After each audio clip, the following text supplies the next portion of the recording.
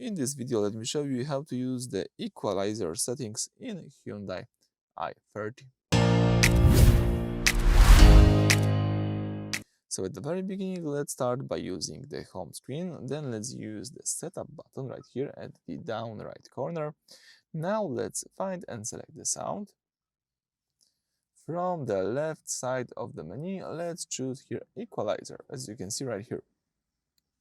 So this controls the audio frequency bands. Treble modifies the high pitch, like the vocal cymbals, mid-range alerts instrumental presence, and bass amps up low end, fat and beat depth.